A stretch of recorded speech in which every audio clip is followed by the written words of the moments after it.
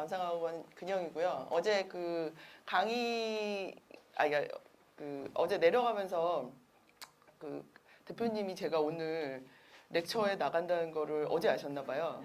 그래가지고 저한테 이런 건 반칙이다. 기본적으로 이 렉처, 어쨌든 이제 저는 좀 강의를 하면서 사는 사람인데 여기 나와서 렉처 콘서트에 나오는 건 반칙이다 이렇게 얘기를 하시더라고요. 그래서 약간의 양해를 드리자면 저희가 방금 처음 시작할 때 말씀드렸던 것처럼 푸코 세미나가 1년을 왔는데 1년을 최소한 시즌2부터 해서 쭉 온 사람이 5명이 있어요. 저까지. 근데 그 중에 2명이 카프카에 가서 렉처를 했어요. 그래서 푸코에 남은 사람이 3명밖에 없는 거예요. 그래서 이 가난한, 그 세미나 회원이 가난한 이 세미나에 어쩔 수 없는 비애라고 생각을 해주시고, 일단 제가 오늘 강의를 좀 시작해 볼까 합니다.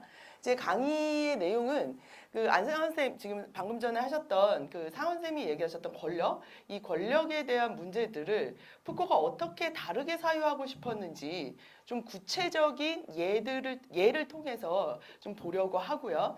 그래서 이런 이제 구체적인 예를 통해서 우리가 좀 다른 방식의 사유를 좀 맛보고 한 발 더 나아가서 그 질문에서 한 발 더 나아가서 우리 일상에서 좀 생각해 볼 문제들 이런 것까지 여러분들과 좀 나눠 보려고 합니다. 그 푸코라고 하는 사람을 이제 지금 여기는 이제 다 연구실 계신 분들이라 푸코라는 사람의 이름을 너무나도 이제 자주 들어보셨을 거고 그랬을 때 푸코 할 때 나오는 건 이제 권력에 대한 문제죠. 푸코가 삶을 바라보고 이 세계를 바라보는 이 핵심의 개념으로 두고 있는 것 중에 하나가 권력이죠. 물론 이것이 이제 나중에 뭐 주체 해석학 이런 제목도 들어보셨겠지만 주체에 대한 문제까지 이제 다르게 연장이 되기는 하지만 제가 하려고 하는 이 그 내용은 그 사회를 보호해야 한다. 아까 보여주셨죠, 안상원 쌤이. 그 책의 문제의식과 맞닿아 있는 그 권력이라고 하는 이 개념과 관련이 됩니다.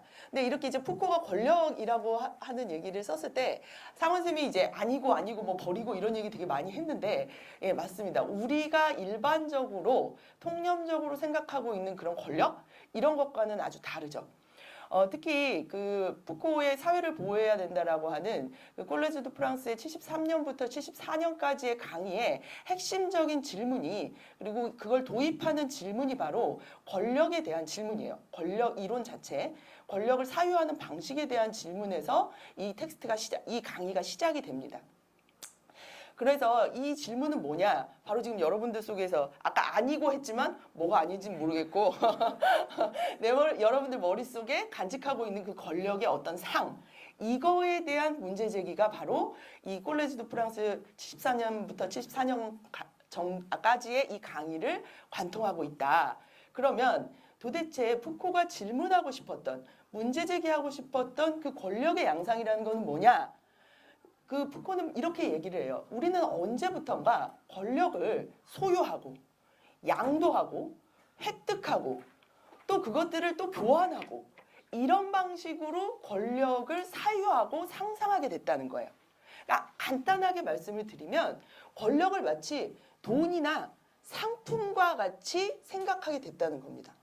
이거를 푸코는 뭐라고 부르냐면 권력에 대한 경제주의다. 권력에 대한 경제주의적 사유다라고 부르는 거예요. 그래서 권력을 이런 방식으로 돈과 상품을 다루듯이 화폐적 상상력 위에서 권력을 생각하는 것, 이것에 대한 질문이 바로 푸코가 우리한테 처음으로 이 책에서 던지고 있는 질문입니다. 그러면 그것이 어떤 것인지 그 자료를 제가 가지고 왔는데요. 3페이지 한번 보시겠어요? 그 권력 이론에서 경제주의 이렇게 말하고 있죠. 자, 권력이란 무엇인가? 여기도 아니가 나오네요. 권력이란 무엇인가라는 질문은 모든 것을 아우를 수 있는 이론적 질문인데 바로 이것이야말로 제가 원치 않는 것이니 그러니까 뭔가를 보편적으로 정의하는 것 이런 것들에 대해서 푸코는 별로 관심이 없습니다. 오히려 관건은 사회의 상이한 수준에서 그토록 다양한 영역에서 그토록 상이한 외연을 갖고 작동하고 있는 이 상이한 권력 장치들이란 무엇인가를 그 메커니즘과 효과와 관계에 있어서 결정하자는 것입니다. 대략적으로 말한다면 이 모든 것에서의 관건은 다음과 같은 것이라고 생각합니다. 권력의 분석 또는 권력들의 분석이 어떤 방식으로든 경제로부터 연역될 수 있는 것인가? 라는 거예요. 경제적으로 자꾸 권력을 사유하는 것. 그러면서 이렇게 이제 다시 좀 설명을 덧붙이죠. 즉, 고전적인 사법적 권력 이론에서, 그러니까 실제로 18세기부터 이제 등장하게 되는 권력 이론들은 권력을 경제주의적 관점에서 관찰하게 되는데, 그런 이론들은 이론에서의 권력은 사람들이 권력을 마치 재산처럼 소유할 수 있고, 따라서 양도나 계약에 속하는 사법적 행위 혹은 권리 설정 행위에 의해 전면적으로나 부분적으로 이전 혹은 양도할 수 있는 권리로 간주했다는 거예요. 권력이란 모든 개인이 쥘 수 있는 구체적인 권력이며, 개인은 정치 권력, 정치적 주권을 구성하기 위해 전면적으로나 부분적으로 이를 양도하기에 이른다는 것이죠. 이게 아니라는 것이죠, 푸코는. 그죠? 따라서 제가 지금 말하는 이론 전체에서는 정치 권력의 구성이 이런 일련의 계약적 교환으로 분류되는 사법적 작동 모델 위에서 이루어집니다. 일반적으로 지금의 이론들이 그렇다는 거고, 결국 권력과 재산, 권력과 부 사이에는 명백한 유비관계가 존재하며 이것이 이 이론들 전체에 관통하고 있습니다. 이렇게 얘기해요. 그래서 권력에 대해서 이 화폐적 상상력, 자본주의적 상상력으로 이야기하는 이것은 실제로 18세기에 등장하기 시작한 많은 자유주의 이론이라든지 심지어는 막스주의까지도 권력을 마치 소유할 수 있는 것, 손에 쥘 수 있는 것, 이런 것으로서 끊임없이 생각한다는 거예요. 그래서 여기서 이제 대표적으로 나오는 게 아까 홉스 얘기도 했지만, 여러분들이 이제 국가나 사회라고 하는 것이 어떻게 만들어졌지? 라고 할 때 잘은 모르지만 그래도 갖게 되는 내러티브가 이런 거죠. 자연 상태가 있는데 그 자연 상태에서 사람들은 자기의 이익을 추구하면서 뭔가 이렇게 소유를 하려고 이렇게 열심히 노력을 하고 경쟁을 해요. 소유권 경쟁을. 그런데 이게 막대. 그래서 애들이 막대 먹어서 너무 혼란스러워. 그래서 어떻게 하죠? 자유를 양도하죠. 그래서 자유를 이렇게 양도를 해서 모여진 자유와 권리들을 이렇게 모아서 국가나 사회가 창설이 되었다. 이렇게 얘기가 되는 거죠. 물론 그렇게 창설된 국가나 사회에 우리가 양도했던 권력을 어떻게 할 수 있다고? 나중에 이제 혁명이나 이런 걸 통해서 되돌려 받을 수 있다고. 혹은 혁명까지는 아니어도 권리를 보장해달라. 막 이런 식의 투쟁들을 할 수 있다고. 근데 지금 이런 방식으로 권력의 문제들을 상상하는 건 처음에 말씀드렸던 방식으로 소유의 메커니즘으로 권력을 집어넣고 있는 거죠. 그러니까 내가 이걸 마치 권력을 손에 쥐고 있다가 또 누군가 손에 쥐고 있으니까 그 손에 쥐고 있는 거를, 그 소유권을 저 사람으로부터 나로 이전시키고, 그래서 내게 될 수 있고, 이런 방식으로 끊임없이 생각을 한다는 거예요. 그러면 권력이란 대체 무엇인가? 푸코는 다시 묻고 있는 거예요. 이 지점에서. 과연 권력이 그렇게 소유될 수 있는 것인가? 이렇게 묻는 거거든요. 그럴 때 권력에 대해서 우리가 약간 좀 다르게 생각해 볼게, 권력이라는 말이 영어로 하면 파워고요. 이게 불어로 뭐 뿌부아로 이렇게 부르는 건데 우리는 이제 영어만 하면 될 것 같습니다. 파워라고 부르는 건데 우리가 보통 뭐 능력 이렇게 부르기도 하고요. 힘 이렇게 부르기도 하죠. 이게 권력이에요, 사실. 이게 우리 말로 정확하게 어떻게 번역이 돼야 될지가 애매해서 그런데 파워, 권력 이런 거죠. 힘 이런 거는 실제로 우리가 그거를 마치 이렇게 소유할 수 있는 것인가? 라고 푸코가 우리한테 질문하고 있는 거예요. 힘은, 능력은 우리한테 주어지거나 아니면 어떻게 해서 그거를 양도받을 수 있거나 그런 게 아니잖아요. 야, 내가 오늘부터 글쓰기의 능력을 너에게 전도해 주리라. 이런다고 될 수 있는 문제가 아닌 거잖아요. 그러니까 이런 방식으로 이 소유권을 넘기듯이 될 수 없다는 것. 오로지 힘은 어떤 방식으로만 존재하냐면 행사되는 속에서만 힘은 드러나죠. 존재해요. 행위 속에서만 힘은 자신의 존재를 구현하게 되는 겁니다. 그러니까 파워라고 하는 거를 생각할 때 우리는 그거를 마치 내가 실행할 수 있는데 아직 이렇게 몸에 이렇게 가지고 있어요. 가지고 있다가 나중에 언젠가는 이거를 실행하겠어. 이렇게 무슨 저축 통장에 있는 것처럼 사유할 수 없는 게 힘이라는 거예요. 근데 제가 이제 예전에 학원이나 이런 데 가면 어머님들이 항상 전화를 하셔서 이런 얘기를 하시죠. 우리 애가 하면 잘하는데 안 해서. 이런 방식의 권력을 경제주의적으로 사고하는 거예요. 그런 얘기를 들을 때마다 어떤 생각이 들죠? 안 하는 게 능력입니다, 어머님. 이 말이 이제 목구멍까지 이렇게 올라오지만 차마 이제 그 얘기까지 못 하는데 푸코가 지금 여기에서 얘기하는 건 힘이라고 하는 것은 반드시 오로지 실행함으로써만 존재하고 그리고 작동하는 현장 속에서만 구현된다는 것. 이것은 저축통장에 있는 소유권으로서 등기될 수 없다는 것. 이게 이제 핵심이 되는 겁니다. 그럼에도 불구하고 아주 특정한 시공간에서 자본주의라고 말할 수 있겠죠. 자본주의라는 시공간은 힘이라고 하는 방식을 정말 자본의 방식으로 생각하기 시작했다는 거예요. 자본의 방식으로. 그래서 이 자본의 방식과 다른 푸코가 말하는 권력의 방식은 굉장히 이걸 이렇게 음미해 보면 굉장히 좀 뭐랄까 역설적이면서도 아주 재밌는 생각이 드는데요. 방금 제가 그랬잖아요. 제가 권력, 힘이라는 건 제가 이렇게 실행함으로써만 이게 내 힘이야 라고 증명할 수가 있어요. 그러면 재밌게도 제가 실행한다는 건 뭐죠? 권력을, 힘을 내 안에 갖고 있는 게 아니라 힘을 쓰는 거잖아요. 힘을 어디엔가 주는 것, 어떤 면에서 쓰는 것, 방출하는 것, 어디로 흘려보낼 때야 비로소 그게 나라고 내 거였다라고 하는 거를 말할 수 있어요. 그러니까 소유 자체가 불가능한 거죠. 왜냐하면 그 존재 자체가 내가 그것을 밖으로 내보냄으로써만 그것이 비로소 내 것이다 라고 하는 굉장히 모순적이고 역설적인 형식으로 드러나기 때문에 힘관계라는 게 아주 특이한 거죠. 그래서 방금 말씀드린 대로 이렇게 권력을 경제주의적으로 사고하는 건 아주 특정한 역사적 산물이다. 원래란 말이라기보다 권력이라고 하는 건 이런 역사적인 산물 속에서만 경제주의적으로 사유될 수 있다는 거예요. 그리고 이것은 이런 경제주의적인 사유가 일어나게 되는 것은 아까 말씀드린 대로 자본주의 경제체제 이것이 등장하면서 가능해졌다는 거죠.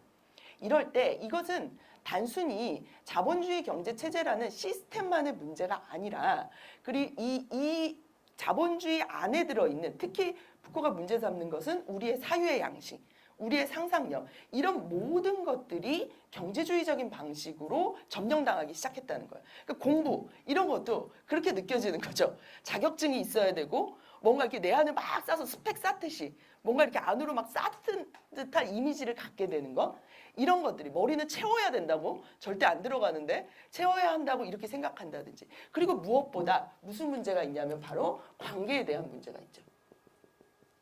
관계도 소유적인 개념에서 경제주의적인 개념에서 이렇게 얘기가 되는 거죠.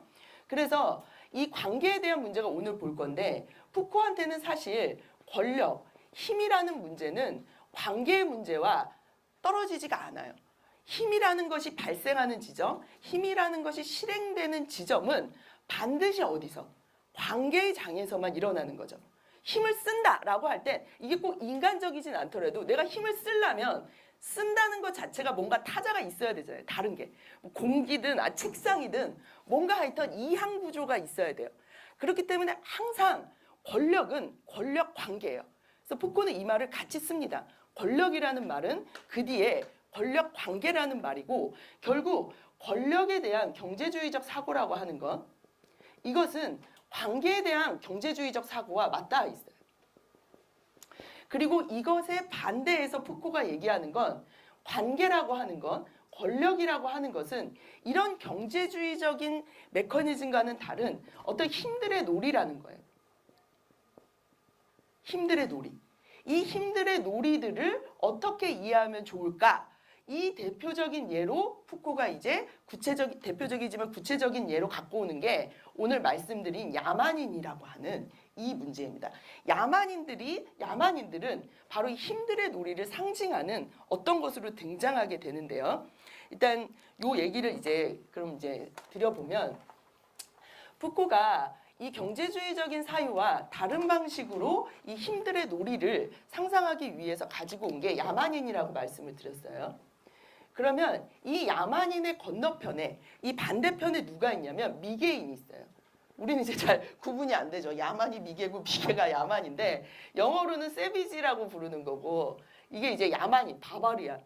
그 있잖아요. 이렇게 막 침략하러 돌아다니고 배 타고 막 괜히 와서 찔러보고 이런 애들 있잖아요.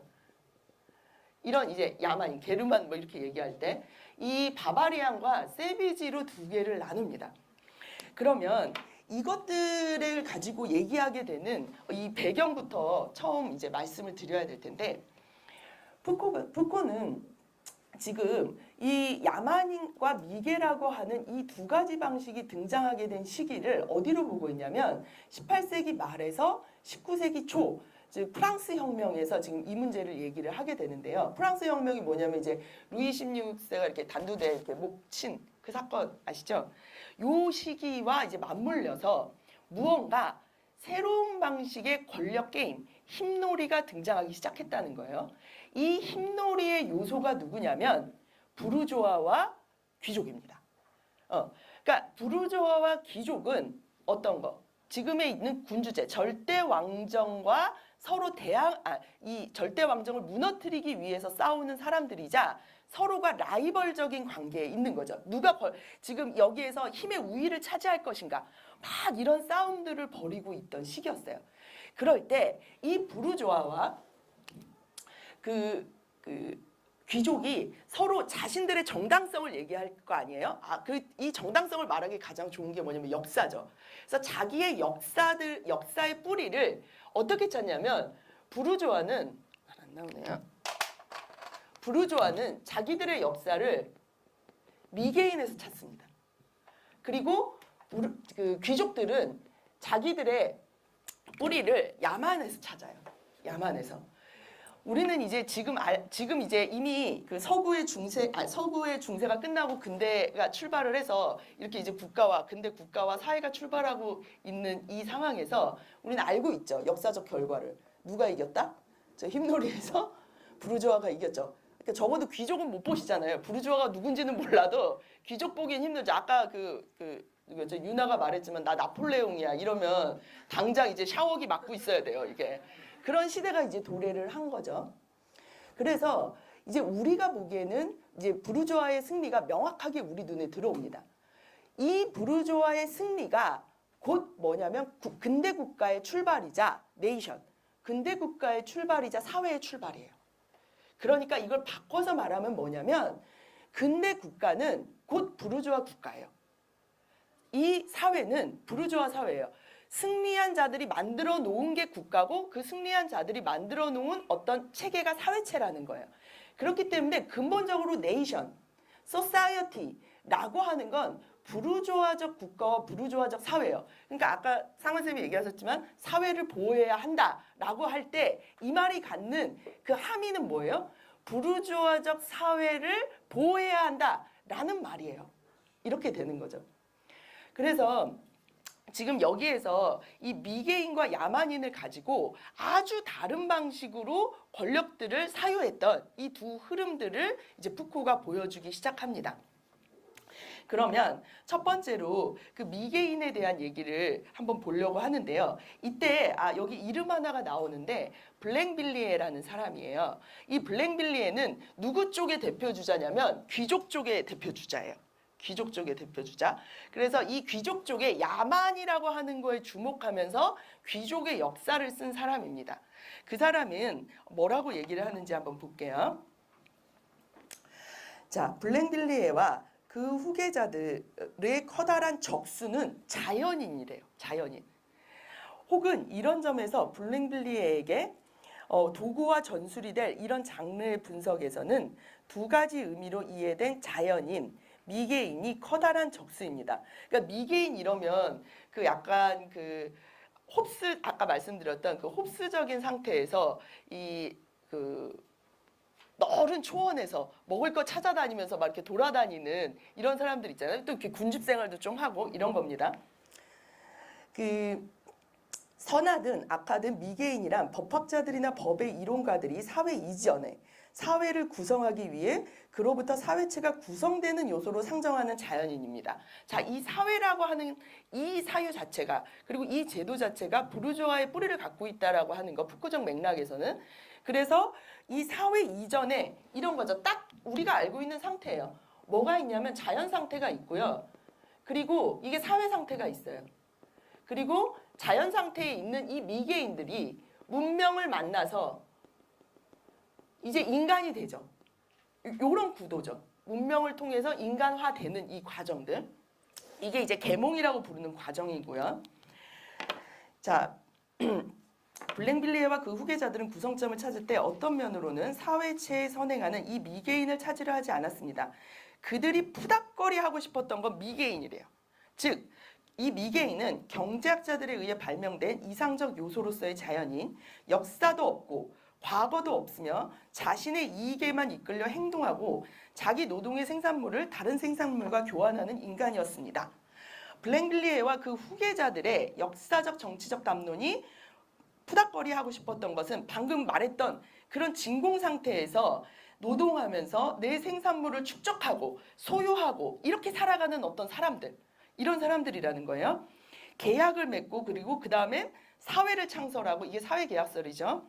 숲에서 나온 미개인. 그래서 교환과 물물 교환을 생애 가장 근본적인 삶의 방식으로 채택하는 사람들. 이런 사람을 호모 이코노미쿠스라고 불러요. 푸코의 후기 사유의 아주 핵심이 되는 게 이게 호모 이코노미쿠스인데, 여러분들 호모 사피엔스 뭐 이런 거 들어보셨잖아요. 자본주의와 함께 새롭게 탄생한 인종이에요. 호모 이코노미쿠스. 어떤 특정한 사유 양식을 가지고 어떤 특정한 삶의 양식을 가지고 살아가는 이 어떤 새로운 이 삶의 이 인종들이 태어난 거죠. 이걸 호모 에코노미쿠스라고 하는데, 이 호모 에코노미쿠스가 미개인이에요. 그래서 미개인은 교환과 짝을 이뤄요. 교환 경제. 이런 의미에서 아주 재밌게도 푸코는 우리가 이제 연구실에서 많이 공부하지만 모스의 증여론이라든지 이런 것들 많이 보죠. 대부분 인류학자들은 현대 자본주의의 대안을 미개인들의 증여 시스템에서 많이 봅니다. 근데 푸코는 이 증여 시스템 자체도 좀 의심을 가져요.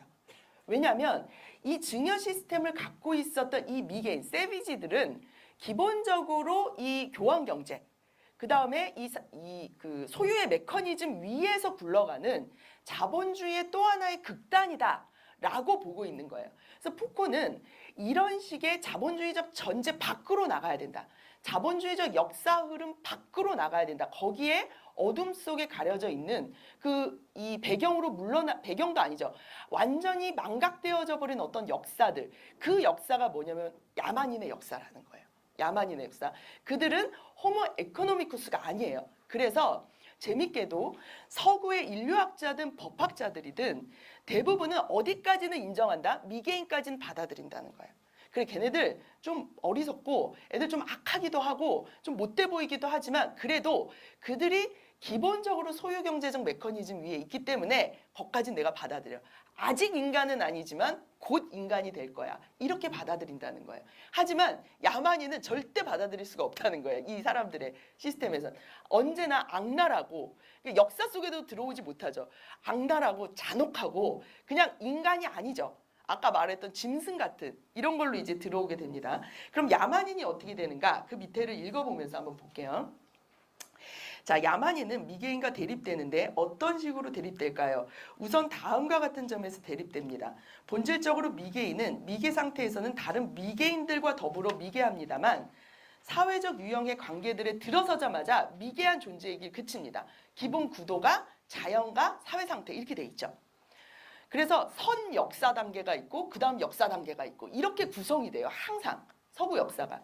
거꾸로 야만인은 자신의 외부에 있는 문명과의 관계에 의해서만 이해되고 특징 지어지며 정의될 수 있는 자입니다. 이거는 자연 상태가 없어요. 바바리안이라는 야만인은. 자연 상태는 아무것도 없이 개인들이 이렇게 독자적으로 살아가면서 싸우기도 하고 뭐 이렇게 모하기도 하지만 이미 그 바바리안들은 역사 속에 사회 속에 문명과 함께 무언가를 출발하고 있는 존재들이에요. 그래서 자연 상태가 상정되지 않습니다. 자신이 그 외부에 있고 그것에 맞서 투쟁하게 되는 문명이라는 지점이 어딘가에 존재하지 않는다면 야만인은 존재하지 않습니다. 야만인이 경멸하거나 부러워하는 문명이라는 이 지점에 대해 야만인은 반목 상태에 있으며 영구적 전쟁 관계에 있습니다. 항상 뭔가 투쟁과 대립과 이런 관계에 있는 거죠. 그래서 야만인은 문명과 함께 같이 역사 속에서 함께 출현하면서 들어가기 시작하는 거고 자연과 같은 그런 진공 상태가 없어요. 야만인은 늘 국가의 국경을 짓밟는 인간, 도시의 성벽을 두드리는 자입니다. 이제 뒤에 나오겠지만 조금 더 이 문제는 이 교황과 다른 메커니즘에서 설명을 드리고, 여튼 성벽이라는 게 뭐냐면 부르주아들이 도시 안에 살잖아요. 그래서 이 성벽 안으로 침투해 들어가고 이제 이런 존재라는 거죠. 야만인은 미개인과 달리 자신이 속한 자연이라는 배경에 좌우되지 않습니다. 야만은 자신이 부딪히게 될 문명이라는 배경에서만 생겨납니다. 야만인은 사회를 창설함으로써가 아니라 문명의 침투에 문명을 불사르고 파괴함으로써만 역사 속에 진입하는 것입니다. 따라서 야만인과 미개인의 첫 번째 대립 차이는 이 문명과의 따라서 선행하는 역사와의 관계라고 생각합니다. 그래서 이 역사의 문제도 푸코는 단순하게 역사의 합법칙적인 발전 경로가 있어서 그런 식으로 진보해 나간다 이런 게 아니라 끊임없는 힘들의 대립과 투쟁, 이 전쟁과 같은 이 싸움들을 통해서 아주 우발적이고 우연적인 사건들을 통해 다음으로 이행해 나간다. 이게 역사적 법칙이라는 법칙으로 얘기될 수 있는 거죠. 두 번째, 다른 한편 야만인은 미개인처럼 교환의 벡터가 아닙니다. 이게 핵심인데요. 야만인은 본질적으로 교환과는 아주 다른 것의 벡터입니다. 야만인은 지배의 벡터입니다. 자, 지배의 벡터라고 하는 건 지금 힘의 관계에 들어와 있다는 이거를 얘기하고, 또한 두 번째는 뭐냐면 지배는 혼자 지배할 수 없죠. 그렇죠? 항상 이항 구조가 들어가 있어야 돼요. 힘의 구도는 이항 구도예요. 조금 이따가 보겠지만 자유도 마찬가지인데요. 우리는 자유를 어떻게 상상하죠? 무조건적이고 아무것도 없이 혼자서 단독으로 있는 식의 어떤 진공상태적인 자유를 상상하거든요. 그렇지 않아요. 자유도 반드시 이 관계 속에서 그 힘들의 기량작용 속에서 발현되고 실현되는 방식으로 드러나는 거예요. 이게 이제 야만인들의 방식인데요.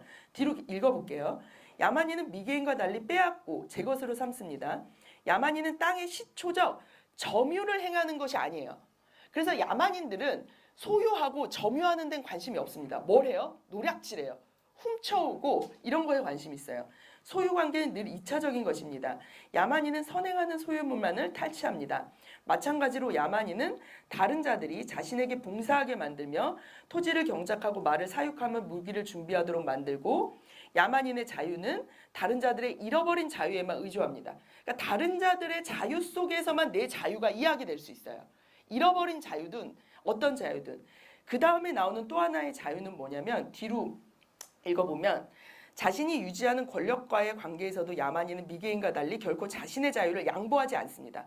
미개인은 이렇죠. 남아돌 정도의 자유를 갖고 있어서 양도해요. 막 이런 방식으로. 양도할 자유 없습니다. 남아도는 자유 없어요. 바로 실행해야 되고 내가 실행하는 그 순간에 자유는 만들어지는 거기 때문에 뭘 양도할 것도 없는 거죠. 그래서 그 뒤로 가면은 야만인은 결코 자신의 자유를 양도하지 않습니다. 권력을 받아들였다면, 왕을 섬기고 우두머리를 뽑았다면 그것은 결코 권리에 대한 자기의 몫을 감소시키는 것이 아니라 힘의 증대, 이걸 위해서 왕을 뽑는 거예요. 자유의 증대를 위해서. 그래서 타자의 관계가 반드시 자유를 잃어버리는 방식뿐만이 아니라 자유를 증대시키는 방식도 타자와의 관계 속에서 실현이 된다는 것. 여튼 지금 말씀드린 대로 이런 방식으로 야만인들은 소유관계 그리고 이 힘을 어떻게 교환하거나 양도할 수 있다고 믿는 사람들이 아니에요. 그래서 이들한테는 언제나 실행되는 힘으로서 존재하게 되고 소유관계들을 계속 해체하는 힘으로 작동하게 됩니다.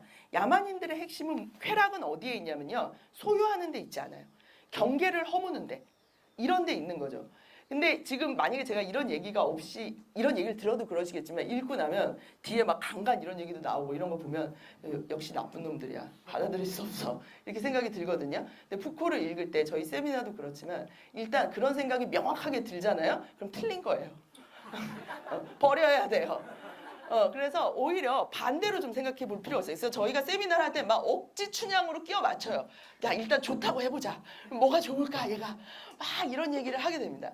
그래서 저희들이 이제 세미나에서 야만이라고 하는 이 어떻게 보면 굉장히 폭력적인 방식이죠. 우리가 느끼기에. 뭔가를 끊임없이 소유하지 않고 경계를 허물고 침탈하고 훔치고 이런 것들을 어떻게 긍정적으로 생각할까를 하다가 바로 이런 폭력의 양상이 가장 잘 드러나는 곳이 어딘가? 관계라는 거예요. 물론 긍정적인 의미에서. 왜냐? 우리가 그런 말 잘 쓰죠. 마음을 뺏겼어. 이런 말 잘 써요. 그러니까 예를 들어 사랑이라고 할 때 사랑이 이제부터 사랑 땅, 다음에 사랑 끝 이렇게 될 수 있는 게 아니죠. 즉 관계라고 하는 마음과 마음의 장이 움직이는 방식은 마음과 마음의 만남이 움직이는 방식은 경제적인 원리에 의해서 움직이지 않아요. 그것은 아주 우발적이게 덮쳐오게 되고 그리고 우리가 흔히 쓰듯이 마음을 뺏겨버리죠. 이렇게 표현을 씁니다. 그리고 또 누가 나를 좋아하기를 원하면 마음을 막 훔쳐온다. 이런 표현도 쓰게 돼 있어요. 그래서 마음은 거래되는 것이 아니라 바로바로 내가 누군가의 존재에 침투해 들어가고 내 존재를 열고 내 경계가 허물어지면서 이 마음과 마음이 얽혀 들어가는 그래서 그 안에 있는 기본적으로 내가 소유하고 있던 자의식들이 다 흔들려 버리는 그런 경험들이죠. 그래서 쉽게 말하면 푸코가 이제 사회를 보호해야 되는데 핵심에서 전쟁이 이제 핵심인데 정말 무슨 노래에 나오듯이 사랑은 언제나 전쟁 같을 수밖에 없는 거고 관계는 절대 평화롭지 않다는 거예요. 이렇게 평화라고 생각하게 만드는 게 경제주의적 사고라는 거예요. 그래서 샬랄라 하고 막 이렇게 우아 떨면서 사랑할 수 있을 거라고 믿는 거.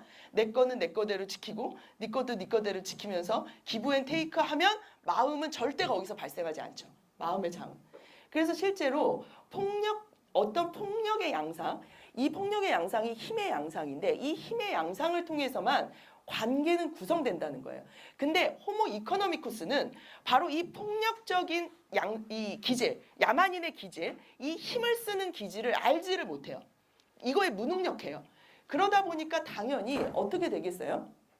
관계가 구성이 안 되고 마음과 존재가 서로 만날 수가 없고 어떤 장이 형성이 되지 않고 그래서 아주 특이하게도 이 호모 이코노미쿠스와 함께 19세기에 등장하게 된 화두가 뭐죠? 불안이에요. 불안. 이건 현대적 증상입니다. 존재적 불안이라는 거. 그래서 호모 이코노미쿠스와 연결될 이 존재적 불안. 그러면 우리한테 있는 이 존재적 불안은 기본적으로 권력 관계에 대한 이 경제주의적 사고에서 나왔다면 우리가 이 존재적 불안에 대한 새로운 어떤 그 관계의 장들, 이 마음의 장들을 여는 것은 오히려 이런 야만인적인 기질들을 다시 어떤 면에서는 다시금 회복하고 이런 것들을 다시금 사유하고 상상하는 것. 이게 이제 그 푸코가 얘기하고 있는 또 하나의 관계적 흐름이고 힘의 경제주의적이지 않은 어떤 사유의 방식, 상상력일 수 있을 것 같습니다. 시간이 너무 흘러서 여기까지 끝내도록 하겠습니다. 예.